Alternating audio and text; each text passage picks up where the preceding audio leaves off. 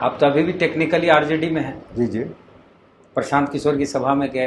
हाँ, तो प्रशांत किशोर जी का अभी अभियान है, जन सुराज अभियान है, पार्टी नहीं है। जैसे आप बोल रहे हैं आरजेडी में रहते हुए, आप बोले कि अति पिछड़ा से तेली तमोली दांगी को निकाल दिया जाए, एमएलसी रहते हुए आरजेडी। जी। क्या प्रशांत किशोर के साथ आप जाएंगे तो प्रशांत किशोर ये बात कहेंगे सार्वजनिक मंच पर कि मेरी सरकार आई तो मैं अति पिछड़ा से तेली तमोली दांगी को बाहर कर दूंगा? इसी शर्त पे आप प्रशांत किशोर के साथ इसी शर्त पर मैं गया हूँ। अगर वो नहीं कर सके, मैं नहीं कहते तो उसी दिन उससे बाहर हो जाएंगे। एक और पार्टी बन रही बिहार में कुशवाहा समाज की, निशिकांत सिन्हा इसको बना रहे हैं। जैसे कि सम्राट चौधरी की स्थिति ये हो गई कि उनको प्रदेश अध्यक्ष से हटा दिया गया बीजेपी। उपेंद्र कुशवाहा को जो राज्यसभा भेजा गया तो वो छोटा रिचार्ज किया गया, उनको 2 साल भी नहीं बचा है राज्यसभा में उनका जो कार्यकाल होगा। तो कुशवाहा समाज के लोग बिहार में नाखुश हैं और इसी को लेके कुशवाहा समाज की एक पॉलिटिकल पार्टी बनने वाली है। निशिकांत सिन्हा इसको बनाएंगे तो क्या लगता है भविष्य होगा? तो अगर निशिकांत जी मेहनत करें प्रशांत जी के तरह, तो प्रशांत जी के साथ तो एक तो ब्राह्मण फैक्टर भी है, लेकिन निशिकांत जी तो कुशवाहा है। कुशवाहा पर विश्वास करने में किसी को भी कोई दिक्कत नहीं है। तेजस्वी यादव की आभार यात्रा शुरू हो गई है और इस यात्रा में तेजस्वी यादव ने खासा निर्देश दिया है कि उनके जो कार्यकर्ता हैं वो अब हरा रंग का जो गमछी, लालू जी बोले थे कि लाइसेंस है आरजेडीएन का, वो गमछा बांध के नहीं चले, अब हरे रंग की टोपी पहने, गमछा उमछा लेके नहीं चले। तो अचानक जिस चीज़ को लालू जी लाइसेंस कहा करते थे आरजेडी के कार्यकर्ताओं का, उस लाइसेंस को कैसे तेजस्वी क्यों रद्द किए, बात करेंगे। रामबली सिंह चंद्रवंशी जी हैं, राष्ट्रीय जनता दल में अभी भी कहिए तो टेक्निकली हैं और एमएलसी आरजेडी ने इनको बनाया और बाद में एमएलसी पद से इनको हटा दिया। फिलहाल अभी भी तकनीकी रूप से आरजेडी में हैं। तो इन्हीं से बात करेंगे कि आरजेडी में लंबे समय तक रहे। आरजेडी में जब गमछा का प्रचलन था तब ये भी थे, और ये प्रचलन क्यों हटाया गया, इनको क्या लगता है कि ऐसा क्यों किया तेजस्वी यादव ने? प्रोफेसर साहब बताएंगे। देखिए, आरजेडी और आरजेडी के जो प्रणेता थे यानी आदरणीय लालू प्रसाद यादव जी, तो उनको लोग जमीन का सतह का व्यक्ति मानता था। तो वह अखबार नहीं पढ़ते थे, लेकिन बिहार की सारे खबरों से अपडेट रहते थे और हर गरीब गुरबा से चाहे कोई भी जाति का लोग हो, सुबह से लेकर रात तक मिलते थे। तो इसलिए लालू प्रसाद जी जो काम किए वह किसी का नकल नहीं किए, बल्कि उन्होंने अपनी बातें की। और गमछी का जो जहाँ तक बात आपने की है कि गमछी तो एक गरीब गुरबा का एक प्रतीक है। गरीब गुरबा या गांव के लोग, गांव गंवई के जो लोग हैं, आज भी गमछी रखते हैं। अब गमछी जो है मल्टीफेरियस वर्क काम करता है, इतना उसका मल्टीपर्पस यूज है उसका कि जैसे आप कहीं नहाना हो तो गमछी पहन के नहा लीजिए, कपड़ा पोंछना हो तो पोंछ लीजिए, कहीं धूप लग रही हो तो गमछी से, कहीं लुक लग रहा हो तो गमछी से कर लीजिए। इस तरह से गमछी का इतना यूज है, कपड़ा बदलने से लेकर के, नहाने से लेकर के, और धूप और गर्मी और बरसात को झेलने से लेकर के हर तरह का उपयोग अगर होता है तो वह गमछी के द्वारा होता है। तो उस इतना बहुउपयोगी गमछी को अगर संस्कृति को तेजस्वी प्रसाद यादव जी बंद कर रहे हैं तो अपने अंदर कमियों को न देख करके ये गमछी की बात कर रहे हैं। लेकिन गमछी की मैं उस प्रथा का विरोध करता हूँ कि जिस तरह से तेजस्वी जी अपने रथ पर सवार होकर के, पहले तो मैं रथ के संस्कृति को विरोध करता हूँ कि रथ लेकर के इनको कहीं भी नहीं चलना चाहिए।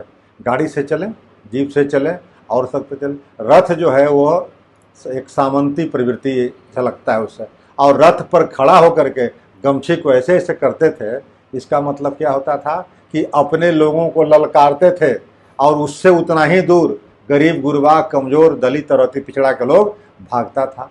क्योंकि ये इस तरह से करने का मतलब होता था कि आप अपने सुपरमेसी दिखा रहे हैं। तो ये जो एक्टिविज्म था इनका, इस संस्कृति का विरोध करता था लोग, पब्लिक, न कि गमछी के विरोध करता था। गमछी कन्हा पर लेने का है, गमछी माथा में बांधने का, पगड़ी बांधने का है, गमछी ऐसे ऐसे करने का नहीं है। लेकिन जब गमछी को ऐसे ऐसे कर रहे थे तो वो कुछ सिरफिरे लोग जो थे, नौजवान जो लोग थे, उस खास बिरादरी के लोग, उनके अंदर जो संदेश जा रही थी उससे जो मतदाता गरीब गुरबा थे उससे किनारे अपने को कर रहे थे। इस बात को तेजस्वी जी को गंभीरता से लेने की जरूरत है, न कि गमछी संस्कृति को खत्म करने की जरूरत है। तेजस्वी यादव 2020 में जब चुनाव लड़ रहे थे, आप साथ थे आरजेडी में? हाँ, निश्चित रूप साथ ही नहीं थे। हाँ, 2020 में हमको एमएलसी बनाए थे और तेजस्वी जी के साथ मैं इतना गंभीरता से चुनाव में लगा कि मेरी जितनी ताकत थी 76 या 78 जगहों पर मैंने गाड़ी से जाकर के विधानसभा का प्रचार किया था। और अति पिछड़ा का मैं मुखर नेता होने के नाते, क्योंकि अति पिछड़ों की बड़ी आबादी है, और तेजस्वी जी को मैं आज भी एक धन्यवाद देता हूं कि 2020 के चुनाव में 2015 में अति पिछड़ा का उन्होंने 4 सीटें दी थी, उसमें 3 अनुकंपा पर, और 2020 के चुनाव में उन्होंने लगभग 21 टिकट दिया।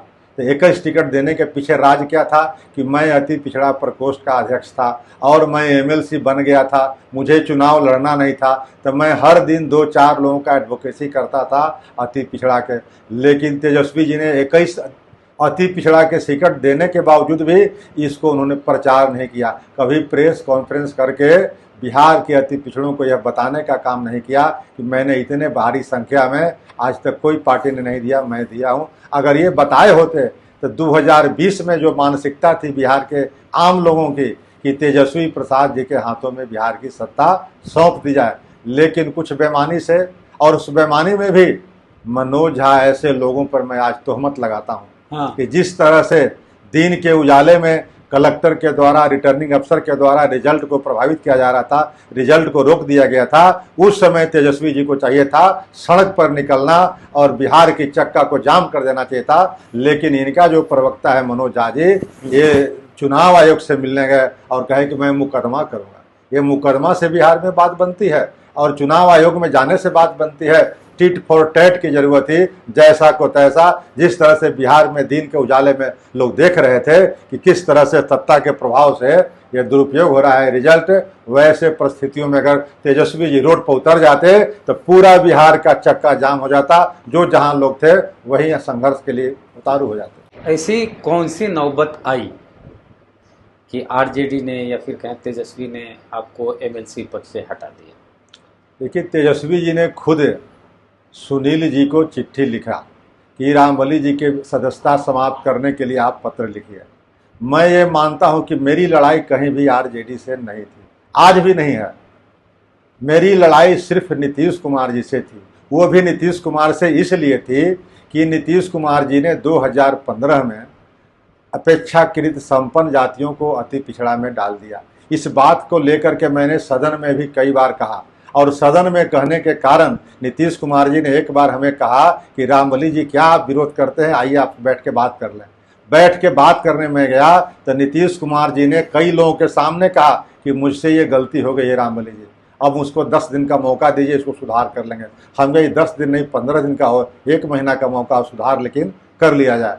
फिर उन्होंने 10-15 दिन के बाद जब मिले तब फिर उन्होंने सुधार नहीं किया। फिर कहे कि अशोक चौधरी जी से बात कर लीजिए। फिर अशोक चौधरी जी से मैंने बात की तो अशोक चौधरी जी कहते हैं कि हमसे अति पिछड़ा की बात तो ज़्यादा आप जानते हैं, तो हमसे बात करने की क्या ज़रूरत है। फिर मैंने उनको कहा तो तीसरी बात में उन्होंने कहा कि आपको इतनी गरज क्यों है, इसके लिए आप इतना क्यों बेचैन हो रहे हैं। तब मुझे पास नीतीश बाबू के विरोध में आने के सिवा कोई रास्ता नहीं था, और तब मैंने ये आंदोलन शुरू किया। लेकिन ऐसा नहीं, जिस आंदोलन को मैं तेली तमोली और दांगी की बात कर रहा हूं, जिस दिन ये कैबिनेट में आया था उस दिन भी लालू प्रसाद यादव जी और नीतीश जी दोनों की सरकार थी। और मैं जैसे ही कैबिनेट के एजेंडा में आया, लालू प्रसाद जी के यहाँ गए थे। लालू प्रसाद जी इस बात को समझते थे और कहते थे कि नीतीश भाई गलती कर रहा है, लेकिन लालू जी कहे कि हम कह नहीं सकते हैं नीतीश को। आरसीपी को फोन किए थे और उसके बाद हमको कहते कि तुम कोर्ट में केस कर दो। और जब पटना उच्च न्यायालय में मैं पिटिशनर बना, और पटना उच्च न्यायालय के बाद जब हम लोग हार गए किसी तरह सेटिंग गेटिंग में, तो लालू जी के ही कहने पर सुप्रीम कोर्ट में एसएलपी में गए। और लालू जी ने यहाँ तक कहा था कि इस लड़ाई को मैं लड़ूंगा मुकदमा को, तुम खाली वहाँ दाखिल कर दो एसएलपी। और आज एसएलपी वहाँ लंबित है, विचाराधीन है, लेकिन लालू प्रसाद जी उसमें चुपचाप हो गए। तो मैं ये कहना चाहता हूँ कि आरजेडी को इससे कहीं नुकसान नहीं था। कोर वोटर जो जिसकी मैं विरोध कर रहा था वो भाजपा से जुड़े हुए थे या थोड़ा बहुत जेडीयू से जुड़े हुए थे। आरजेडी के तो 110-11 जातियां जुड़ी हुई थी। तो 110-11 जातियां बनाम 3 जातियों की लड़ाई जो मैं लड़ रहा था, उसको बिना सोचे समझे तेजस्वी जी ने फोन पर मुझे कहा कि रामबली जी, आप या तो आंदोलन कीजिए या एमएलसी रहिए। मैं जमुई के मीटिंग में था और फोन लगातार उनका आ रहा था। जब मीटिंग से खत्म हुआ तब मैंने फोन किया, तब कह रहे हैं कि आप दोनों में से एक तय कर लीजिए और कि एमएलसी रहना है कि आपको आंदोलन करना है। तब मैंने कहा कि आप जो तय कीजिए, मैं तो आंदोलन में 2015 से आंदोलनरत हूं और आगे भी रहूंगा। मैं जिसके कौम से आता हूं उसके साथ गद्दारी नहीं कर सकता हूं। मैं एमएलसी बनने के लिए राजनीति में नहीं आया हूं, मैं एमपी बनने के लिए नहीं आया हूं। इसलिए मैं अपने कदम पर कायम हूं और आज भी कायम हूं। जो पार्टियां हमारे इस वसूल के साथ है उसी के साथ मेरा समझौता होगा, और जो पार्टियां अगर हमारे इस मुद्दे के साथ नहीं है उस पार्टी को हमें तिलांजलि देने में कोई देर नहीं लगेगा। ये मैं आज भी इससे कटिबद्ध हूँ, संकल्पित हूँ। इसीलिए हुआ। हाँ, तो तेजस्वी जी जब इतना खुल के बातें कह दी, अगर मेरे पास रिकॉर्ड उस समय होता, मोबाइल क्या करने आता, तो मैं रिकॉर्ड भी करके दिखा देता। तो निजी बातें रिकॉर्ड नहीं करनी चाहिए। तेजस्वी जी ने एक बार नहीं 30 बार कहा इस बात को, 20 बार कहा इस बात को। आरा के मीटिंग में थे तो वहाँ कहे, बक्सर के मीटिंग में थे तो वहाँ कहे, जमुई के मीटिंग में थे तो वहाँ कहे। तब तेजस्वी जी से मैंने कहा था कि कहिए तो मैं आपके यहाँ आकर के बात कर लेता हूँ। तो बोले कि बात उतना नहीं करना है। उस समय हम लोग सत्ता में नहीं थे, हम एक उस समय भी सत्ता थे, अपने पिताश्री जी से पूछ लीजिए।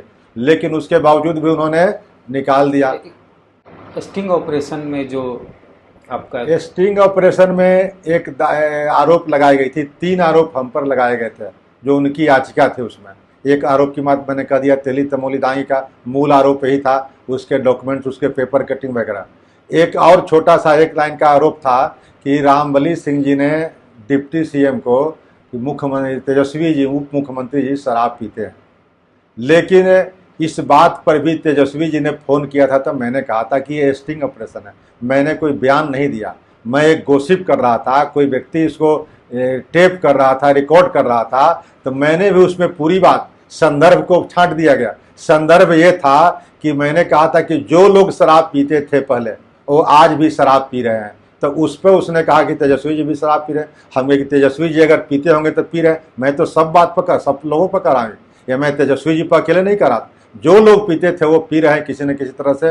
पैरेलल डिलीवरी सिस्टम है, आज भी बात को मैं तो मांझी जी बोल रहे हैं, अभी तो केंद्र में मंत्री हो गए फिर भी बोल रहे हैं। मांझी जी भी आज मांझी जी इस बात को खुलेआम बोल रहे हैं कि यहाँ पर डीएम और एसपी अपने खुलेआम बंगलों में पी रहे हैं, के बारे में बोल रहे हैं। हाँ, थानेदार पी रहे हैं, थाना में बैठ करके पी रहे हैं। तो इसलिए ये बात कोई बड़ी बात नहीं थी। और तीसरी बात थी जातीय जनगणना पर, जातीय आंकड़े जो आए थे उस पर भी मैंने कहा था, उस पर आज भी मैं कह रहा हूँ कि जातीय जनगणना जो कराई गई बिहार के अंदर, उसमें कुछ विसंगतियां रह गई थी और उसके जो डाटा है अपने आप में विरोधाभास पैदा करता है। उसको मैं आज भी कह रहा हूँ। और गलतियां रही सर?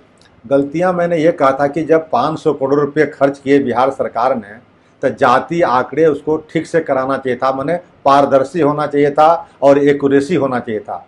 और एक्यूरेसी और पारदर्शी के लिए सरकार को क्या करना चाहिए था कि हर पंचायत के मुख्यालय पर जो आपने सूची बनाया था, उस सूची को आप फ्लैश कर देते, पहले 15 दिन का मौका देते कि जिसमें इसको डिलीशन एडिशन करना है, संशोधन करना है या देखना है, वो लोग देख ले, फुल प्रूफ हो जाता। लेकिन ऐसा नहीं किया गया। बाद में एक रहस्य उद्घाटन और मेरे इसे आरटीआई से हुआ कि आरटीआई से मैंने जब क्वेश्चन मांगा था सामान्य प्रशासन विभाग से कि मुझे प्रखंड और जिला स्तर पर इसकी सूची दी जाए जातीय गणना का, ताकि मैं विधानसभा वाइज इसकी सूची बना सकूं कि किस विधानसभा में अति पिछड़ा कितना है और दूसरे लोग कितना है। इस पर्पज से मैंने दिया था।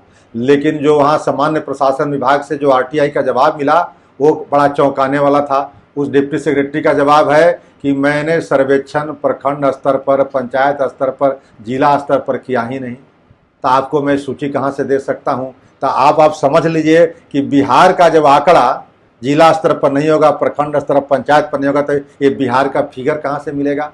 तो इस तरह से कहीं न कहीं पर कुछ न कुछ इस तरह की चीज़ें हुई है। जो आरटीआई का ये जवाब है, प्रति मेरे पास है, जवाब है, आपको भी दिखा सकते हैं, दे सकते हैं कॉपी। तो ये चीज़ें कहीं न कहीं शंका और विरोधाभास उत्पन्न करता है। और 2-3 चीज़ें थी एन सिन्हा इंस्टीट्यूट में, इसके पहले कुछ जातियों का उन्होंने एथनोग्राफिक रिपोर्ट के दौरान करवाया था। उसमें जातियों की संख्या कुछ दिया था और आज की जातियों की जो संख्या है उससे घट गई। तब पहले ही एन सिन्हा इंस्टीट्यूट यहाँ का एक प्रमाणिक संस्था है, रिसर्च का, और वह जब एक किसी जाति विशेष के बारे में, 1 2 3 जाति के बारे में जो आंकड़ा दिया था, तो पहले 13 वर्ष पहले जो आंकड़ा दिया वो संख्या ज़्यादा थी, और आज 13 वर्ष के बाद आबादी घटनी तो नहीं चाहिए। तो इस तरह से कई आबादी उससे घट गई कई जातियों का, मसलन मेरे जाति का भी, चंद्रवंशी समाज का भी जो आंकड़ा था वह बढ़ा हुआ था, और 13-14 सालों के बाद जो आंकड़े दिए गए अभी डाटा में बिहार सरकार के द्वारा, उसमें घटा हुआ। तो यह सब कई चीज़ों जो था वह विरोधाभास जो जानकारी थी वह कहीं न कहीं जातीय आंकड़े पर प्रश्न चिन्ह खड़ा कर रहे थे।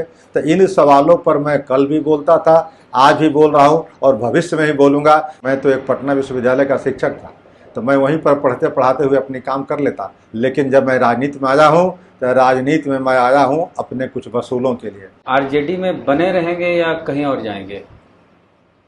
देखिए, मैं अभी इस पर तय नहीं किया हूँ, इसलिए कि मैं आरजेडी छोड़ा नहीं, मैंने गद्दारी किया नहीं। लालू प्रसाद जी ने मुझे बिहार विधान परिषद का सदस्य बनाया, ज़रूर हम पर महती कृपा की, नहीं तो उस लाइन में तो रहने वाले बहुत लोग थे, सब नहीं बन पाते हैं। लेकिन मैं भीम जी के तरह पार्टी नहीं बदला, और पार्टी बदल करके अगर किसी में जाता तब उसे मुझे कहा जाता कि गद्दारी किया है। लेकिन मैं पार्टी में अभी तक टेक्निकली, आपने ठीक कहा कि तकनीकी रूप से, जब मैं पार्टी से इस्तीफा अभी तक नहीं दिया, और पार्टी ने भी अभी तक हमारी सदस्यता से बर्खास्त नहीं किया। हमें एमएलसी की सदस्यता से बर्खास्त किया, पार्टी की सदस्यता से नहीं। अगर पार्टी विरोधी मेरी हरकत थी तब पार्टी को सो कोच पूछ करके पार्टी को अनुशासनिक कार्रवाई करनी चाहिए थी। अब आप तो अभी भी टेक्निकली आरजेडी में हैं। जी जी। प्रशांत किशोर की सभा में गए। हाँ, तो प्रशांत किशोर जी का अभी अभियान है, जन सुराज अभियान है, पार्टी नहीं है। पार्टी जब बन जाएगी तब मैं टेक्निकल काम करूंगा, या आरजेडी से इस्तीफा दूंगा, या फिर आरजेडी हमको बर्खास्त करेगी। उसी हालत में हम कहें कि आरजेडी के टेक्निकली हम नहीं हैं, मैंने जनसुराज पार्टी बनेगी तो उसमें जाएंगे। हो सकता है।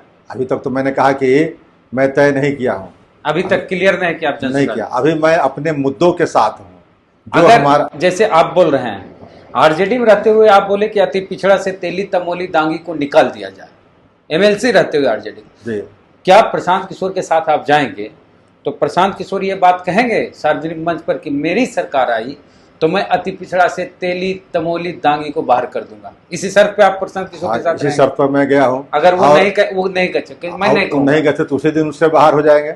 अगर प्रशांत किशोर जी इस पे इत्तेफाक नहीं रखते हैं तो मैं तो इसी के लिए आंदोलन के लिए जाना जाता हूँ। बिहार के अंदर मैं तो जाति में फिर विश्वास ही नहीं रखते, फिर कहा कहेंगे कि अति पिछड़ा से तेली तमोली। न्याय की बात कर रहे हैं ना, जैसे आप बकरी के बाड़ में एक अगर शेर को डाल दीजिए तो क्या बकरी बचेगा? तो ये तो उनको पता है कि कर्पूरी ठाकुर जी ने 1978 में, जिस समय मंडल आयोग की भी चर्चा नहीं हुई थी, उस समय मंगेरी लाल कमीशन के अनुशंसा के आलोक में कर्पूरी जी ने आरक्षण दिया। तो आरक्षण ही सिर्फ दिया नहीं, उसमें वर्गीकरण किया कि कमज़ोर जातियों को कैसे लाभ मिलेगा जब तक हम कोई बैरियर नहीं बनाएंगे। तो उन कमज़ोर जातियों को जो बैरियर बनाने का काम जननायक कर्पूरी ठाकुर ने किया था, वह कर्पूरी ठाकुर के चेलों ने, तथाकथित चेलों ने, नीतीश कुमार जी ने उसको ध्वस्त कर दिया। तब मैं तो कहता हूं कि मेरी पर हमला नहीं है, ये 110-11 जातियों पर हमला नहीं है, ये तो जननायक कर्पूरी ठाकुर जी के आरक्षण का जो कंसेप्ट दिया गया था 1978 में मंगेरी लाल कमीशन के अनुशंसा के आलोक में, उस पर हमला है, जननायक कर्पूरी ठाकुर पर हमला है। और जननायक कर्पूरी ठाकुर की आत्मा अगर कहीं जीवित होगी तो आज करा रही होगी कि नीतीश बाबू 2015 में, सब तो आप अम्बेडकर को मानते हैं और आत्मा की बात करते हैं। आत्मा के मतलब उनकी कहीं भी अगर कुछ प्रवृत्ति, संस्कृति, संस्कार अगर मानते हैं, उनकी यादें रहती हैं, उनके काम रहते हैं, तो उनकी यादों को अगर मान लिया जाए, उनके विचारों पर अगर मान लिया जाए, तो उन विचारों को मानने वाले लोगों ने जितनी बड़ी उनके साथ विश्वासघात किया, वह एक चिंता का विषय है और बहुत ही दुखदाई है। चलिए, तो बहुत शुक्रिया सर। पटना यूनिवर्सिटी में आप प्राध्यापक हैं और एमएलसी रहे हैं राजद से। फिलहाल आपको बर्खास्त कर दिया गया आरजेडी से, एमएलसी से, आरजेडी से नहीं निकाला गया, और आप जन सुराज अभियान में शामिल हुए, और ऐसा लग रहा है कि आप जन सुराज पार्टी अगर बनी तो चल जाएगी। हो सकता है, हो सकता है। अभी मैं कहा कि इस पर मैं अभी पूरी तरह से तैयार नहीं हूँ। अभी मेरी तैयारी यही है कि जिन मुद्दों को लेकर के मैं लड़ा हूं उस मुद्दों पर अपने लोगों को जागृत कर रहा हूं और 2-4 महीने के अंदर इस चुनाव के पहले एक बार राजभवन मार्च मैं करूंगा 50,000 लोगों के साथ, ताकि मेरा वह स्लोगन है कि अति पिछड़ा आरक्षण बचाओ, नीतीश भगाओ, यह स्लोगन को मैं घर घर तक पहुंचा दूंगा, ताकि आगामी चुनाव में नीतीश कुमार को हम ध्वस्त कर सके।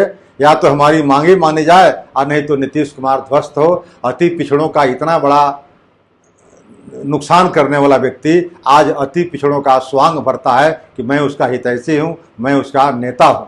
इस बात को मैं पूरे बिहार के अति पिछड़े लोगों तक, जन जन तक पहुंचाने का काम करूंगा ये 4-6 महीने के अंदर चुनाव के पहले। एक और पार्टी बन रही बिहार में, कुशवाहा समाज की, निशिकांत सिन्हा इसको बना रहे हैं। जैसे कि सम्राट चौधरी की स्थिति ये हो गई कि उनको प्रदेश अध्यक्ष से हटा दिया बीजेपी। उपेंद्र कुशवाहा को जो राज्यसभा भेजा गया तो छोटा रिचार्ज किया गया, उनको 2 साल भी नहीं बचा है राज्यसभा में उनका जो कार्यकाल होगा। तो कुशवाहा समाज के लोग बिहार में नाखुश हैं और इसी को लेके कुशवाहा समाज की एक पॉलिटिकल पार्टी बनने वाली है। निशिकांत सिन्हा इसको बनाएंगे, तो क्या लगता है भविष्य होगा? अभी निशिकांत जी को कुशवाहा समाज में भी जगाने की जरूरत पड़ेगी और दूसरे अन्य समाज जो बैक बेंचर है उनके बीच में भी जगाने और विश्वास पैदा करने की जरूरत पड़ेगी, तब जाकर के अगर वो घूमे, हाँ घूमे, विश्वास पैदा करें। जैसे अभी प्रशांत जी घूम रहे हैं 1.5 वर्षों से, तो वो विश्वास पैदा करने के लिए घूम रहे हैं, पद यात्रा कर रहे हैं। उसी तरह से उपेंद्र कुशवाहा जी ने अपनी यात्रा आज से नहीं लगभग 10-15 वर्षों से यात्रा को कम और बेसी यात्रा शुरू किए हुए हैं। स्कोप है, हाँ, नई पार्टियों का स्कोप रहता है। इस तरह की विचारधारा से लोग उब जाते हैं, पुराने पार्टियों से लोग उब जाते हैं। हाँ। पुराने खाने खाते खाते लोग उब जाते हैं तो नया चीज खाना चाहते हैं। उसी तरह से बिहार के लोगों का भी एक टेस्ट है कि इन पार्टियों को बहुत दिन हो गया है, नीतीश बाबू भी बहुत दिनों से हो गए, लालू यादव भी बहुत दिनों से हो गए, कांग्रेस तो अपने में हो गई है और भाजपा के प्रति भी मास का विरोध है, मास का। तो नए दलों का स्कोप है, समय आ रहा है। हाँ, उसी का एडवांटेज मिल रहा है प्रशांत किशोर जी को। वो अगर निशिकांत जी मेहनत करें प्रशांत जी के तरह, तो प्रशांत जी के साथ तो एक तो ब्राह्मण फैक्टर भी है, लेकिन निशिकांत जी तो कुशवाहा है। कुशवाहा पर विश्वास करने में किसी को भी कोई दिक्कत नहीं है। आज की तारीख में यादव पर भरोसा थोड़ा उठ गया है, कम हो गया है, लेकिन कुशवाहा पर भरोसा, कुशवाहा जो है नॉन वायलेंट कास्ट है, सबको लेके चलता है। एक गांव में होता था कि महतो जी के दलान समझ लिए का मतलब, महतो जी के दलान में सबको शरण मिलता था। किसी गरीब गुरबा के यहाँ हित नाता चले आते थे तो लोग कहते थे कि जा हमारे यहाँ दलान लेके तो वहीं भेज दे महतो जी के दलान में।